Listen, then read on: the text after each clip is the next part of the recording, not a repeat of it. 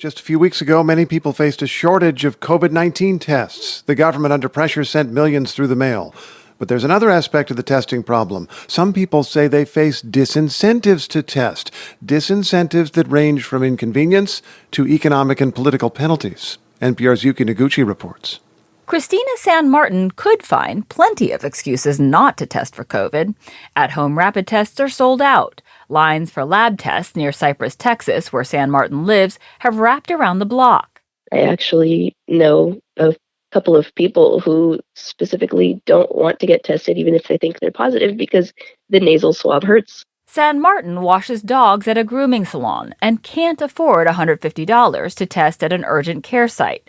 Appointments are hard to find. They'll go through the website and it'll be like, there are no appointments for like 7 days in advance. And yet, 2 weeks ago, at the first sign of sniffles and sore throat, San Martin sent a text to warn coworkers, then managed to get tested. It meant missing work and finding someone with a car.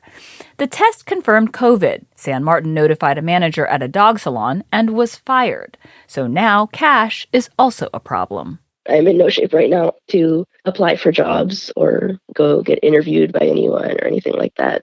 And San Martin, who is fully vaccinated, now wonders if it was worth the trouble to get tested.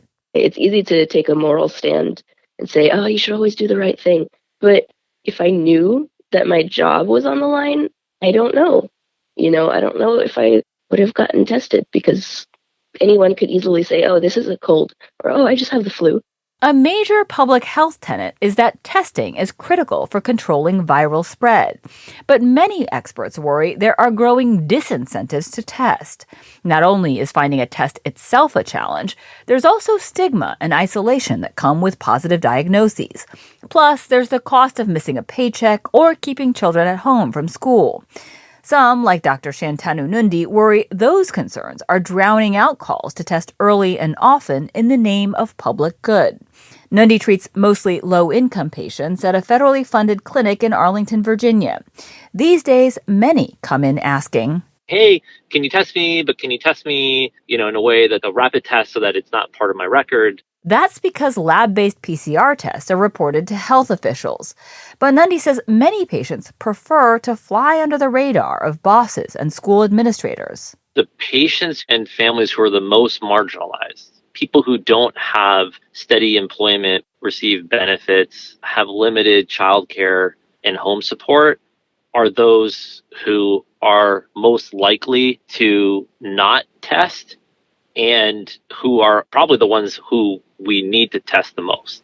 At the University of California, San Francisco, Parnassus, emergency room Dr. Jean Noble says testing has become an even harder sell, especially because many patients don't feel symptoms. I have heard many parents breathe a big sigh of relief when they say the school has run out of tests. It's like, oh, good.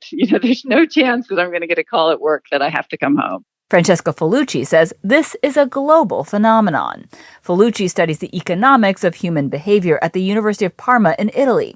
Last year, he studied Americans' willingness to take COVID tests and found altruism to be a powerful motivator.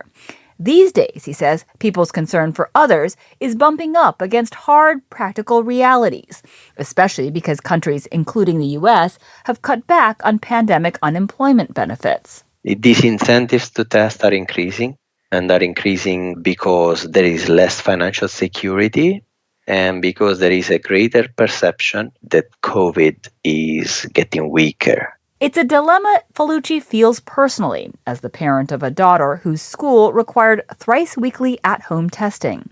I have to admit, it's a bit shameful, but I met parents outside the school and they said, oh no, I'm not going to do it 3 times a week.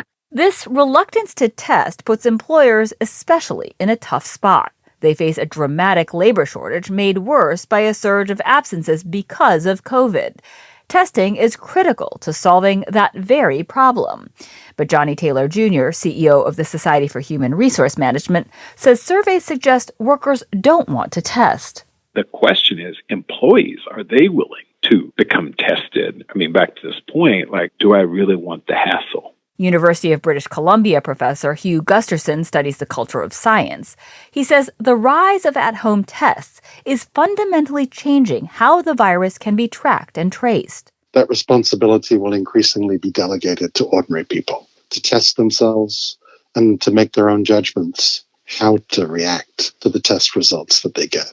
More consumers, in other words, will be able to make their own choice about whether to test or withhold reporting the results. One implication is it's going to be very hard to know what our case rate is going forward. That prospect worries people like Stella Sappho, a doctor treating HIV patients in and around New York City.